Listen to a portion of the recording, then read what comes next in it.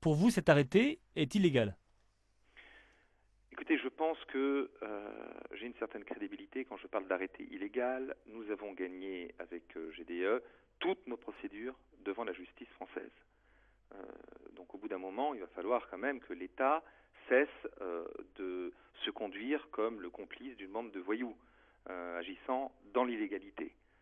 Euh, Cet arrêté est illégal. Je vous rappelle que nous avons fait condamner l'État de la même façon jeudi dernier.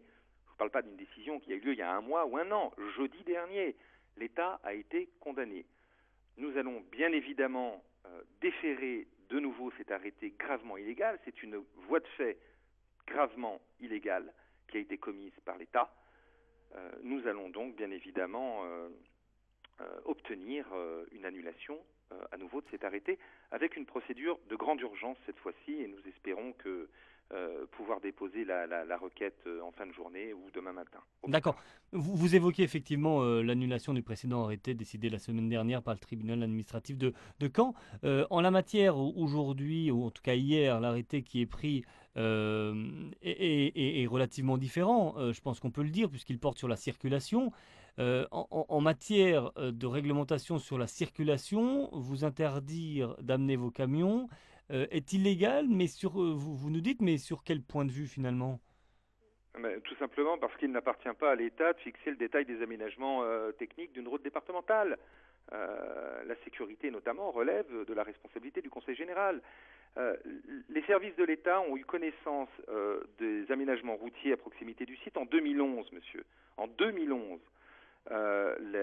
Notre projet est passé entre les mains des services de l'État. Il y a eu un contrôle de légalité qui a été effectué. Donc ce n'est pas d'hier que l'État a appris les conditions, les aménagements routiers. C'est le Conseil général. Nous sommes, si vous voulez, finalement, nous sommes témoins, nous ne sommes pas un acteur. Vous imaginez bien que ce n'est pas une entreprise privée d'organiser une voie de circulation ou de créer un rond-point. Donc c'est le Conseil général, cela fait partie des compétences juridiques du Conseil général et en aucun cas de l'État. Donc bien évidemment que nous allons faire annuler cet arrêté, mais je peux vous le dire, il est aussi illégal que le précédent. Et la question que je me pose, c'est pendant combien de temps peut-on tolérer que les services de l'État deviennent le bras armé de gens qui occupent illégalement un site et qui entrave une liberté d'aller venir et une liberté d'entreprendre.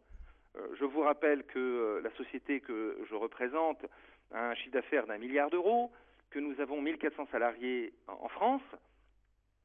Voilà, Hmm. donc il faut comprendre que on est face à un État qui détourne le pouvoir qui lui est légalement et constitutionnellement conféré à des fins qui sont des fins tacticiennes, politiques ou autres. Mais ce n'est pas normal, ce n'est pas acceptable, c'est inadmissible. Il y a acharnement pour vous? Bien sûr, il y a un véritable acharnement contre la société. Et cet acharnement, vous savez, euh, donnera lieu à des poursuites et à la mise en œuvre et en jeu des responsabilités des acteurs. Hmm. Euh, voilà, je vais vous le dire franchement, nous restons, nous, la société, dans la légalité. Manifestement, depuis le début dans cette affaire, les services de l'État ont recours à des mesures illégales et déloyales. Eh bien, nous ferons condamner l'État, et autant de fois qu'il le faudra. Hmm. Donc la suite, elle est essentiellement judiciaire pour l'instant? Elle est judiciaire, la suite, malheureusement. Mais vous savez, la justice n'aime pas trop que le pouvoir exécutif entrave euh, l'exécution des décisions de justice. Et nous avons la chance de vivre dans un état de droit et force restera à la loi. Et il est quand même dommage que euh, le préfet et le gouvernement, qui sont là pour appliquer et veiller à la bonne application des lois sur le territoire, eh bien finalement soient les premiers à violer la loi de la République.